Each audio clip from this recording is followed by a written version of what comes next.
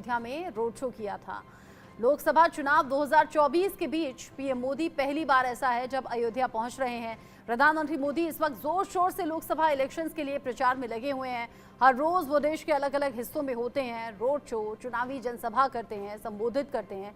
इसी कड़ी में पीएम आज शाम को अयोध्या पहुंचेंगे, तो वो अयोध्या चुनाव प्रचार के सिलसिले में ही वो वहां पर जा रहे हैं, लेकिन वहां रामलला के दर्शन भी करेंगे।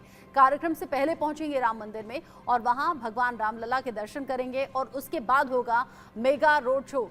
इस रोड शो पर निगाहें सभी की हैं, क्योंकि अयोध्या की सड़कों से जब पीएम मोदी गुजरेंगे तो तस्वीरें देखने वाली होंगी।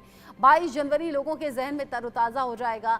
22 जनवरी वो दिन जब रामलला की प्राण प्रतिष्ठा हुई थी। पीएम मोदी पहुंचे तो फूलों से स्वागत पीएम मोदी का किया गया था, फूलों की बारिश की गई थी।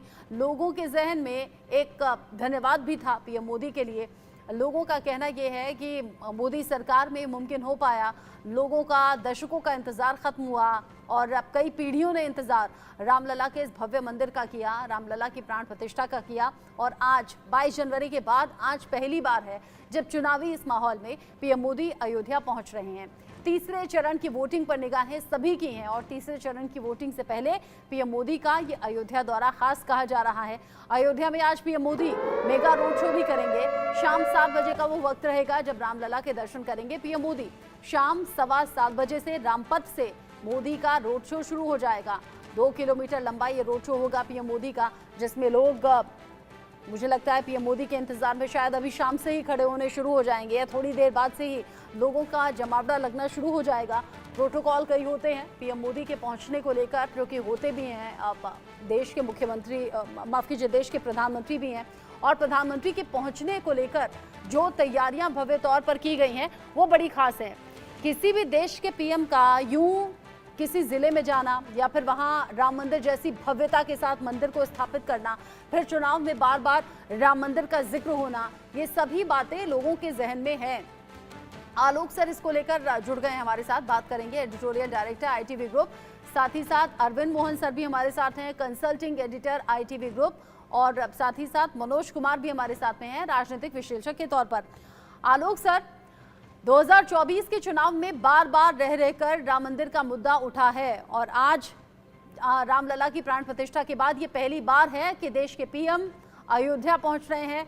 क्या एक बार फिर से ऐसी फूलों की बारिश होगी जैसे कि 22 जनवरी को हुई थी? कृष्णा जी, आप चूंकि इस तरह की मीडिया में जब चर्चा होती है तो लगता है कि हम लोग कोई बहुत समर्थन में या विरोध में कोई बात करना चाहते हैं। मैं इसलिए पहले स्पष्ट कर दूं, सही बात यह है कि इसके 2 पार्ट हैं जो आपने पूछा। चुनाव के समय में देश भर में वो घूम रहे हैं, जहां पिछली बार भी आपको याद है वो साउथ के सारे बंदे जब चुनाव घोषित भी नहीं हुए थे तब गए थे। अब उसको हमारे कई मित्र मीडिया में, हमारे भी साथी, आप और हम भी, आप भी मुझसे असहमत हो सकती है, जिसकी अपनी आस्था होती है वो मंदिर भी जाता है और अपना काम भी करता है। इस दृष्टि से मैं इसको राजनीति से थोड़ा डिफरेंट मानता हूँ कि ये अयोध्या ऐसा इलाका है जो फैजाबाद, अरविंद जी को ज्यादा याद है, उनको ध्यान होगा कि जिस तरह से यहाँ Bahujan Samaj party, Congress party, Samajwadi party सभी इस इलाके से जीतती रही है।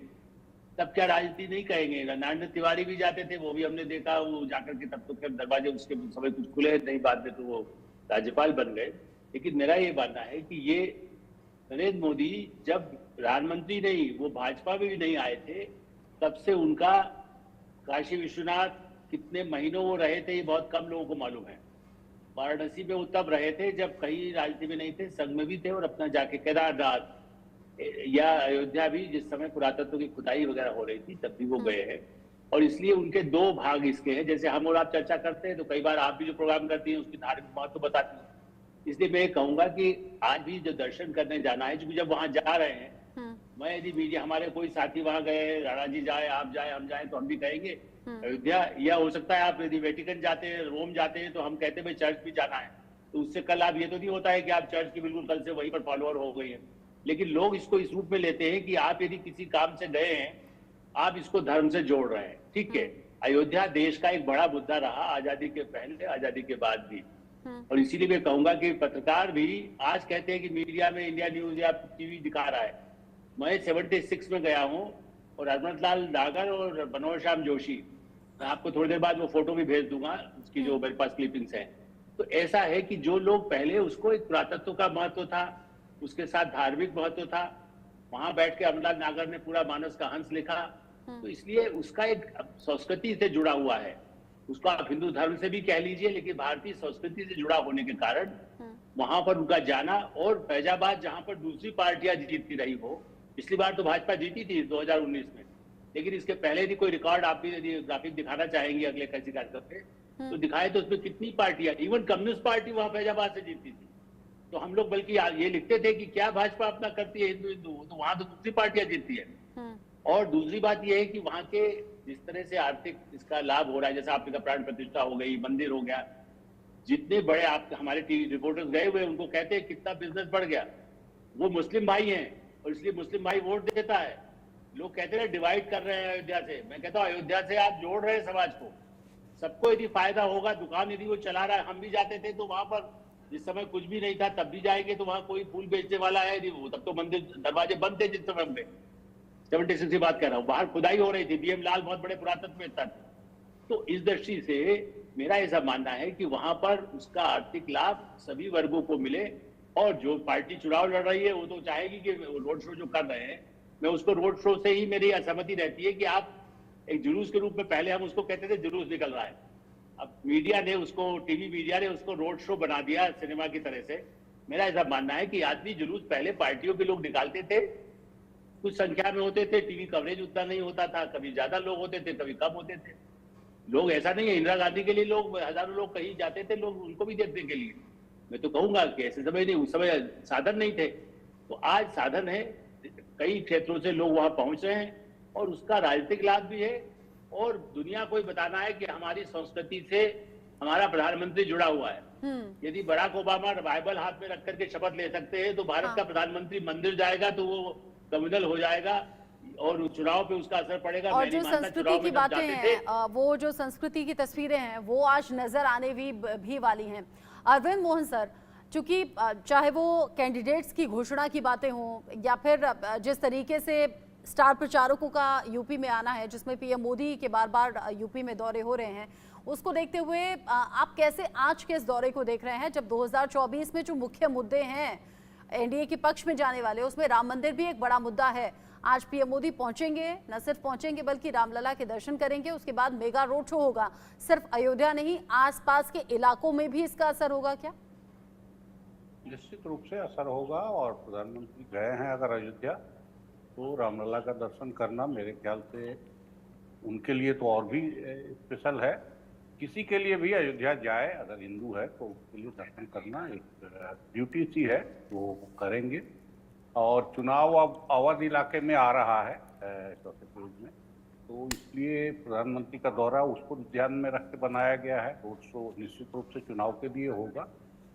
दोनों को साथ जोड़ना अब अटपटा नहीं लगता, पहले लगता था कई बार कि प्रधानमंत्री जरा भी बोले, क्योंकि अब तो मामला सीधे सीधे हिंदू मुसलमान बोलने का है और सीधे सीधे हिंदू मुसलमान करने का है। दुनिया की दूसरी सबसे बड़ी मुसलमानों की आबादी हिंदुस्तान में, उसको भी प्रधानमंत्री घुसपैठिया बताते हैं। उसके लिए भी वो क्या क्या चीज़ें बोलने लगे हैं जो जिसको सिर्फ खतरनाक कहा जा सकता हो, कुछ नहीं कहा।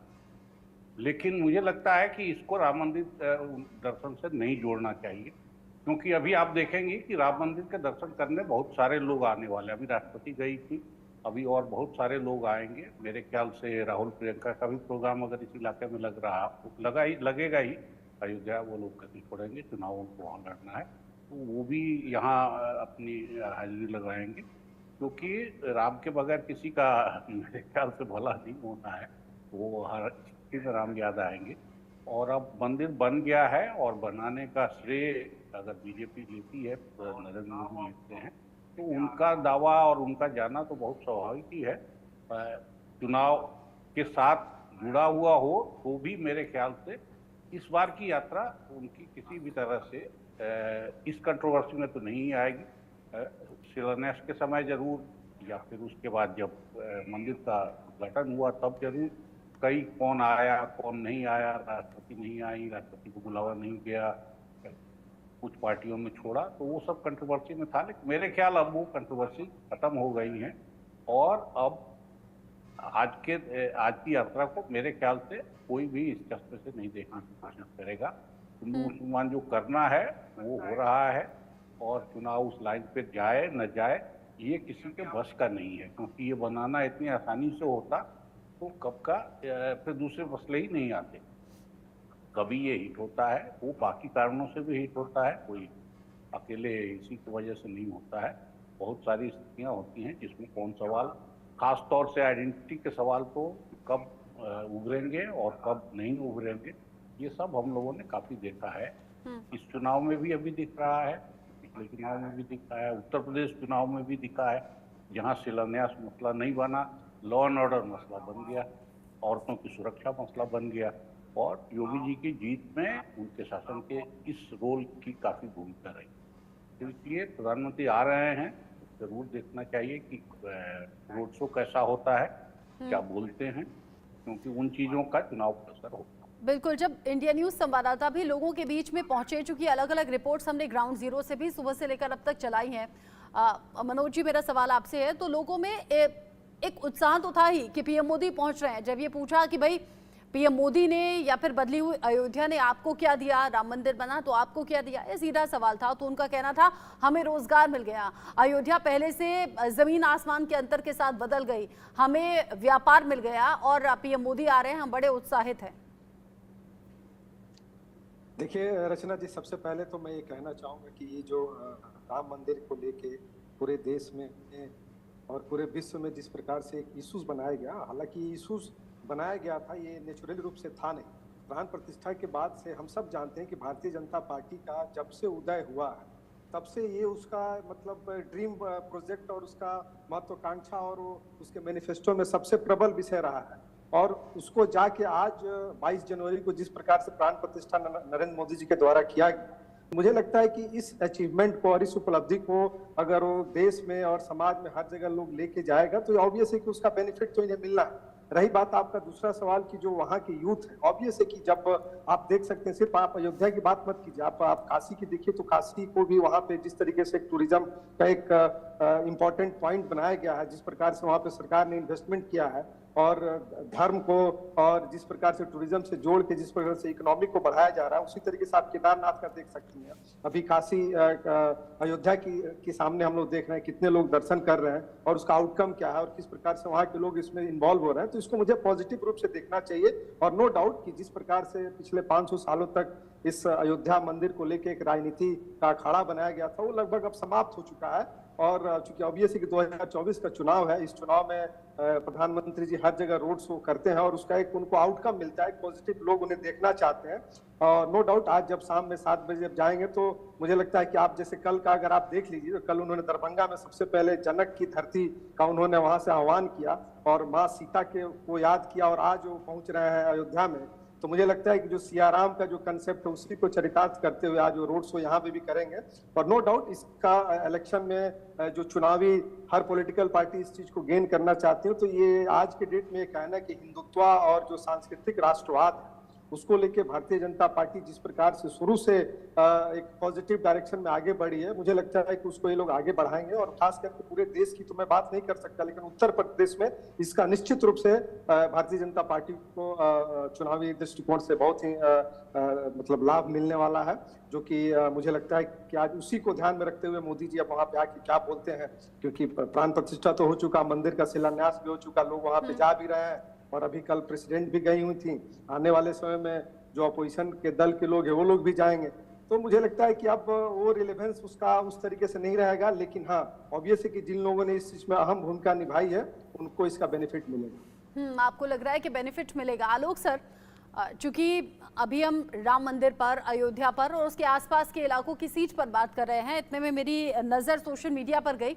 तेजस्वी यादव का एक अभी ताज़ा बयान सामने आया है। वो ये कह रहे हैं कोट अनकोट, हम नई पीढ़ी के लोग, यानी जितने युवा नेता हैं जो लड़कों की बात करते हैं, पीएम मोदी कह रहे हैं हम जो नई पीढ़ी के लोग हैं वो काम की बात कर रहे हैं, तो पीएम मोदी को भी काम की बात करनी चाहिए। वो कह रहे हैं आगे कि बिहार जिन्होंने 39 सांसद उन्हें दिए, केवल धोखा मिला है बिहार को।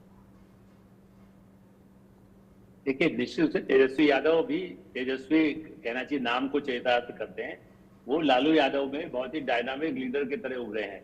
मैं पत्रकार के नाते कह रहा हूँ, लालू यादव की भयानक आलोचना में करता रहा हूँ, या इसमें भी जो भयानक मतलब जो उनकी गड़बड़ियां हुई, भ्रष्टाचार हुआ जिसकी वजह से जेल गए, लेकिन हाँ तेजस्वी यादव ने ये जो टिप्पणी की है वो वही राहुल गांधी भी यही टिप्पणी कर रहे हैं। रोजगार, सबसे बड़ी बात यह है कि बिहार में भी आप ये स्थिति है, जिनको मालूम हो कि आप वहां पर बिहार में यदि उद्योग लगाने जाते थे तो वो लोग कहते थे पहले जो है उतना पैसा दे दीजिए जितना आपको इंडस्ट्री लगाने का है। मैं लोगों ने मुझे बताया ऐसी स्थिति, भ्रष्टाचार था। रोजगार न मिलने के लिए, और मोदी जी से जो वो कह रहे हैं उनको बार बार वो शायद सुनते नहीं है। मोदी जी या उनकी जो लोग हैं, सही लोग हों, वो किसी को सुने जो उनके प्रिय हो। नीतीश कुमार को चाचा कहते हैं, 1 साल पहले का देखें, तब भी ये सही है कि वहां भी रोजगार के लिए जितना वो दिल्ली के दिल्ली हाट या दूसरी जगह ऐसे हाट बाजार लगते हैं, उसमें बिहार की महिलाएं, जो लखपति महिलाएं जिनको कहा जाता है, वो पहुंच रही हैं। वो ये रोजगार जो है, जिन्होंने, जो ऐसे युवा हैं जो वहां से निकल के और कोई काम करना चाहे देश में, बिहार में हो सकता है उसकी कई चीजें, उनके राज्य में भी, अभी वो खुद ही थे मुख्यमंत्री, तो रोजगार की बात तो सबसे ज्यादा कर रहे हैं। वो सरकारी नौकरियों की बात नहीं कर रहे हैं जो तेजस्वी यादव कहते हैं और राहुल गांधी कहते हैं। और हम आज से स्किल डेवलपमेंट का प्रोग्राम प्रणब मुखर्जी ने 100 करोड़ से शुरू किया था, जब चिदम्बरम उसका पैसा लुटा दिया, मुखर्जी हट गए, उसके बाद एक ऐसी कंपनी को फायदा दे दिया और उनका सीईओ ने जो गड़बड़ किया वो एक अलग इतिहास है, और वो ज्यादा उजागर भी नहीं हुआ। क्योंकि मेरा ये मानना है कि वो स्किल डेवलपमेंट भी नहीं, बिना स्किल के भी जो लोग काम करते हैं वो कैसे क्या बना सकते हैं, मिट्टी का घड़ा बना सकते हैं यदि सर्दी में, गर्मी में, उसको काम आएगा। वो रोजगार की बात मोदी करते हैं और करना चाहिए। वो तेजस्वी यादव को भी करना चाहिए। चरवाहा यदि अच्छा काम करेगा, घास अच्छा काटेगा। मैं एक जमाने में यही कहता था कि यदि हम काम नहीं करेंगे तो घास काटेंगे। मेरे दादाजी का अभी हमारे अंकल वहां भी हैं जहाँ खेती होती है। मैं सोचता हूँ घास भी बहुत अच्छी काटूंगा यदि रस्ता जी नहीं बुलाएंगी प्रोग्राम में, तो आपने लालू यादव का भी जिक्र कर जाऊंगा। दिया, और चूंकि आपने घास का भी जिक्र कर दिया, तो लालू प्रसाद यादव का जो सोशल मीडिया पर आज पोस्ट है वो मुझे याद आ गया। मैं सवाल अरविंद सर से कर लेती हूँ। अरविंद सर, इस चुनावी माहौल में खूब आरोप प्रत्यारोप हो रहे हैं, खूब बयानबाजी हो रही है। पीएम मोदी शहजादा कह रहे हैं, तो तेजस्वी यादव, पीएम मोदी ने कहा एक शहजादे दिल्ली में है, दूसरे बिहार में है, एक देश को अपनी जागीर समझते हैं तो दूसरे बिहार को अपनी जागीर समझते हैं। तेजस्वी यादव ने पलटवार कर दिया, कहा कि आप पीरजादा हैं। पीरजादा, शहजादा, ये सब कुछ चल ही रहा है चुनावी माहौल में। और सीधे सीधे लालू प्रसाद यादव ने कर दिया एक पोस्ट, सारी बातें लिखते हुए कि अगर मोदी सरकार आई तो क्या क्या क्या क्या हो सकता है, क्या क्या बदल जाएगा। एंड में वो लिखते हैं कि ये मरने का नहीं, जिंदा रहने का चुनाव है, वोट कीजिए। ये चुनाव अपने अपने तरह से सब लोग इशू उठाएंगे, लड़ेंगे। हमको असल में पत्रकार के तौर पे मुख्य रूप से ये देखना है या देखना होता है कि लोगों में क्या चीज, लोगों के मन में क्या चीज जा रहा है, किस बात पे लोगों का पोलराइजेशन हो रहा है, किस तरफ उनका रुझान दिखाई दे रहा है। और वो चीजें बहुत साफ दिखाई दे रही हैं कि जो नारे प्रधानमंत्री ने शुरू किए वो बदलने को अगर उनको 2 चरण के बाद उनकी मजबूरी आ गई है, तो इसका मतलब कि जो वो उठा रहे थे वो मसले बहुत ज़्यादा असर नहीं कर रहे हैं। और जो विपक्ष बेरोजगारी और महंगाई और इन सवालों को उठा रहा था, और ये CSDS का जो बहुत बड़ा व्यापक पोल हुआ, ओपिनियन पोल, उससे भी ये जाहिर हुआ कि हिंदुत्व का सवाल, राम मंदिर का सवाल ये पीछे हो गया है। बेरोजगारी का, महंगाई का, करप्शन का, ये सवाल काफी ऊपर है। उनके हिसाब से जो अगर 26% बेरोजगारी का मसला है तो राम मंदिर का सवाल 2% रह गया। तो अब हमारे जैसे लोग जो CSDS में काम भी किए हुए हैं, तो हम उससे हमको बहुत साफ दिखाई देता है कि मैनिफेस्टो बनाने पे, प्रधानमंत्री द्वारा खुद चर्चा करने में इन चीज़ों का असर दिखाई देता है। खुद बीजेपी के मैनिफेस्टो में आप देखिए कि उसका असर बहुत सारा दिखाई देता है। तो इसका मतलब ये है कि जो मसले आज अगर तेजस्वी ने बेरोजगारी का सवाल उठाया है, तो ये लोग, ऐसे विपक्ष काफी बिखरा हुआ है, काफी उनके यहाँ अपनी लड़ाई है, उनके अपने संगठन की क्षमता है, बहुत सारी चीजें उधर, लेकिन मसलों की समझ मेरे ख्याल से उनकी बेटर है और अगर प्रधानमंत्री को इस पे जवाब देना पड़ रहा है या प्रधानमंत्री को अपने इसीलिए मुद्दे बदलने तेजस्वी पड़ यादव रहे ने हैं, कहा कि हम नई पीढ़ी के लोग काम की बात कर रहे हैं, यानी कि उनका इशारा है राहुल गांधी, अखिलेश यादव खुद अपने नाम के साथ, यानी कि तेजस्वी यादव ये जो नई पीढ़ी के नेता हैं काम की बात कर रहे हैं, यानी कि महंगाई और बेरोजगारी की बात कर रहे हैं। तो वो कह रहे हैं कि पीएम मोदी को भी काम की बात करनी चाहिए। लेकिन मनोज जी, क्यों लालू प्रसाद यादव को ये लिखना पड़ा कि ये मरने का नहीं बल्कि जिंदा रहने की लड़ाई का चुनाव है? जिंदा रहने के लिए कौन सी लड़ाई? देखिए रचना जी, लालू जी का जो स्टेटमेंट है, अगर आप उस स्टेटमेंट को लेके जा रहे हैं तो वो बेसिकली एक तरीके से अपने वोटर को डराने का प्रयास कर रहे हैं, इस तरीके का स्टेटमेंट देखिए। क्योंकि आप याद कीजिए, लेकिन डराया तो ऐसे भी जा रहा है कि आपका मंगलसूत्र छीन लिया जाएगा, अगर आपके पास 2 घर हैं तो 1 घर ले लिया जाएगा, आपकी संपत्ति ले ली जाएगी। बिल्कुल, ये आपने जो सवाल किया, इस सवाल का जवाब मैं दूंगा, लेकिन मैं पहले लालू जी पे आना चाहूंगा। क्योंकि लालू जी एक समय आपको याद होगा 1989-90 में जब आए तो बिहार की जनता ने जिस प्रकार से उन्होंने सामाजिक न्याय का नारा दिया, और नो डाउट उसमें उनको उस बिहार की जनता ने उनको 1 बार नहीं, 2 बार नहीं, 3-3 बार मैंडेट दिया। और उस समय उन्होंने एक स्लोगन दिया था, बुरा बाल साफ करो। ये सब आप लोग जानते हैं किस प्रकार से उन्होंने कास्ट का जिस प्रकार से विभाजन किया, और जिसका नतीजा हुआ कि बिहार आज भी उसी तरीके से बटा हुआ है। और आज उनके बेटे तेजस्वी यादव जी जिस प्रकार से, ऑब्वियस किसी भी चुनाव में अगर आप स्वतंत्रता के बाद से देख लें तो बेरोजगारी, गरीबी, समानता, इक्वलिटी हमेशा से विषय रहा है। ऐसा नहीं कि पहली बार ये है, लेकिन अगर आप उसका अगर तुलनात्मक अध्ययन करेंगी केंद्र सरकार की, जो भी नेहरू जी के समय से लेकर मोदी जी तक, तो आपको लगेगा कि पॉलिसीज के माध्यम से किसने उस क्षेत्र में ज्यादा काम किया, कम काम किया। और ऑब्वियस है, नो डाउट आज के डेट में जो मोदी सरकार है, अगर आप 10 साल का जो समय होता है किसी भी पॉलिटिकल पार्टी के लिए या किसी भी नेतृत्व के लिए, 10 साल कम नहीं होता। लेकिन इस 10 साल में जिस प्रकार से आप 11वीं से 5वीं अर्थव्यवस्था बन गए, और इंफ्रास्ट्रक्चर पे नो डाउट अगर आप चारों तरफ देख लीजिए कहीं पे भी, तो आपको इंफ्रास्ट्रक्चर में काम दिख रहा है। ऐसा नहीं है कि काम नहीं दिख रहा है, लेकिन उसका जो आउटकम होना चाहिए, जिस प्रकार से आना चाहिए, उसको आने में अभी समय लगेगा। और ऑब्वियस है कि आज जिस प्रकार से तेजस्वी जी जो ये बात बोल रहे हैं, तो मुझे लगता है कि वो कहीं ना कहीं उनको ग्राउंड पे वो चीजें दिख रही है कि जिस आधार पे वो लोग पोलराइजेशन करता था, वो पोलराइजेशन आज नहीं हो रहा है। आज मोदी जी के आने से इस देश में जो एक सामाजिक न्याय को लेके जो पॉलिटिकल पार्टी, रीजनल पार्टी जो वोटों को तोड़ती थी, वो नहीं दिख रहा है लोकसभा के चुनाव में। और इसीलिए आज लालू जी का जो ट्वीट है, मुझे लगता है कि उसी को ध्यान में डराने के लिए। किया। अरविंद सर, चुनावी माहौल में डराने वाली स्ट्रेटेजी काम करती है क्या? मैं दोनों तरफ की बात कर रही हूँ। डराने की स्ट्रेटजी भी काम करती है, कई बार करती है। देश टूट रहा है, देश पर हमला हो रहा है, देश बिखर जाएगा जातियों में, प्रदेशों में, भाषाओं में, ये डराने का काम भी डेमोक्रेसी के बहुत सारे पॉजिटिव चीज़ें हैं। लेकिन डेमोक्रेसी की ये बुराई भी है कि समाज में जितने भी किस्म के दरार हैं, उनका इस्तेमाल अगर वोट जुटाने में हो तो नेताओं को उसका इस्तेमाल करने में कोई झिझक नहीं। हाँ। अब वो किस डिबेट को औरत मर्द पे ले जाएंगे, किसको अगड़ा पिछड़ा पे ले जाएंगे, किसको हिंदू मुसलमान पे ले जाएंगे, किसको उत्तर दक्षिण पे ले जाएंगे, जब उनको सूट करेगा वो इन डिबेट्स का लाभ लेके अपना उल्लू सीधा करते हैं। तो इसलिए डराने वाला एलिमेंट भी रहता है, ऐसा नहीं है हर बार पॉजिटिव चीज़ों पे ही वोट पड़ता हो, ऐसा भी नहीं हो। डराने का, और देश टूटना, संविधान खत्म होना, उत्तर दक्षिण में टूट हो जाना, देश बिखर जाना, भाषा के आधार पर बिखरा, ये सब डर दिखाए गए हैं पहले, ऐसा नहीं है। और कई चुनाव तो में केंद्रीय एलिमेंट जो है देश टूटने का ही है। और जात पे न पात पे, इंदिरा जी की बात पे मोहर लगेगी हाथ पे, ये 70 के बाद का बहुत पॉपुलर स्लोगन है और बहुत इफेक्टिव स्लोगन। इस किस्म के स्लोगन हमारी पॉलिटिक्स में कम आए हैं चुनावी पॉलिटिक्स, और वो यही कि जात पात पे देश बिखर रहा है, इंदिरा जी आएंगी तो ये सब चीजें खत्म है। तो यानी आज की नहीं, ये पुरानी स्ट्रेटजी है जिस पर देश के जाने माने नेता काम करते हैं, और इतिहास ये कहता है कि फायदा होता भी है। लेकिन इस बार फायदा किसका होगा ये 4 जून को साफ हो जाएगा। आलोक सर, अरविंद सर और मनोज जी, आप सभी रहिएगा हमारे साथ, चूंकि और भी चुनावी मुद्दे हैं जो इस वक्त चर्चा का विषय बने हुए हैं, उन पर फिर से जुड़ेंगे आपके साथ। एक बहुत छोटे से ब्रेक का वक्त है।